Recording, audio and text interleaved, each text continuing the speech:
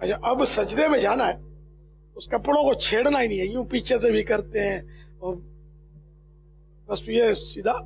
हाँ, कपड़ा कहीं बदन के किसी हिस्से में फंस गया है तो नमाज में डिस्टर्ब करता है तो उसको अमल कलील यानी कि हाथ के इशारे से अलग कर लिया जाए। अब रुकू में जाने हुए तो अब सीधे खड़े हैं जैसे, तो अब ये जैसे जाने की तरकीब शुरू हुई तो अलिफ अल्लाह अकबर का शुरू करें, अल्लाहु अकबर, तो ये रा जो है ना सजदे में जाते जाते पूरा हो जाए। अल्लाह अकबर को लाम को तो अल्लाह ये बढ़ा सकते हैं, ये नहीं अल्लाह अकबर ये नहीं करना, ठीक है। तो अल्लाह अकबर, पहले घुटने रखेंगे, फिर दोनों हाथ, फिर नाक और फिर पेशानी रखेंगे और नजर नाक पर रखनी है। सजदे में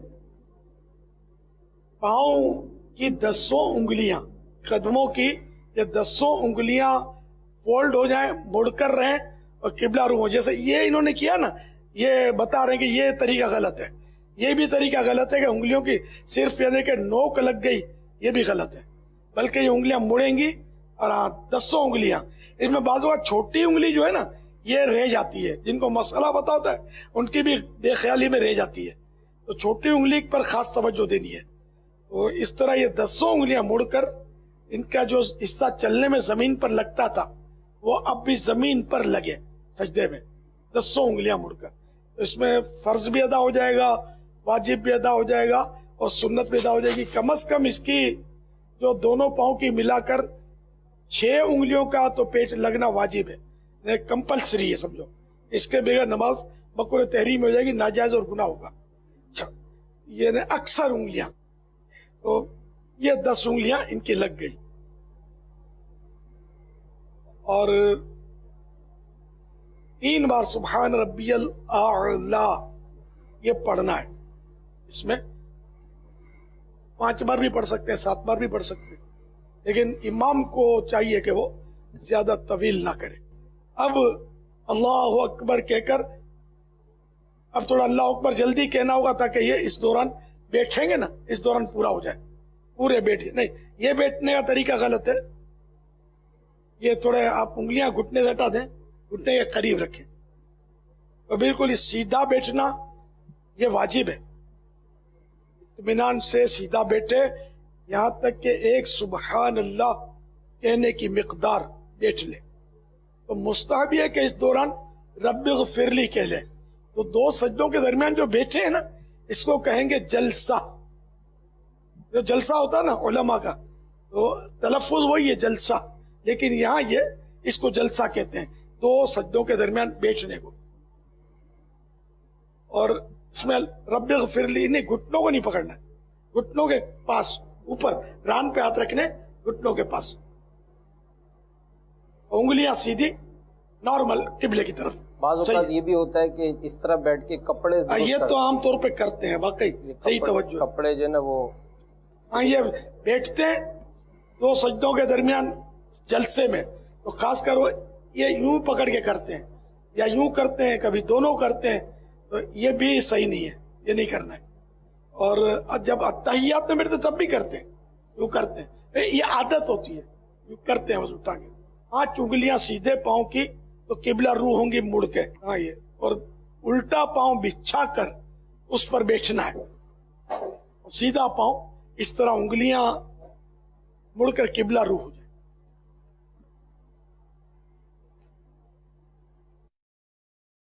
जिनकी आदत नहीं है ना इस तरह नमाज पढ़ने की, वो आप ये करेंगे ना उंगलियां मोड़ने में, इनको तकलीफ होगी, ये पहले से बता दूं।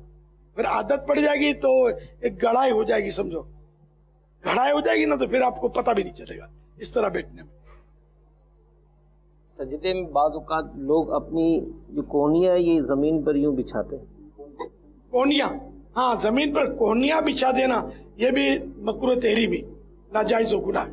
मेरा नॉर्मल जमीन से उठी भी हो, और कोई तकल्लुफ तो नमाज में कहीं भी नहीं करना है। बाज़ लोग यूं भी करते हैं, हाँ यूं करते हैं, बेचारा दूसरी सफ बाजू में हो ना, सफ में हो बराबर वाले को, जैसे कोनी लगे तकलीफ, तो नॉर्मल, बल्कि हाँ ये करवटों से जुदा हो, अकेला पड़े तो ये जो है ना ये मिला हुआ ना हो, लेकिन जब सजदे में होंगे ना सफ में, तो ये करवटें मिला लेंगे ताकि दूसरे को तकलीफ ना हो।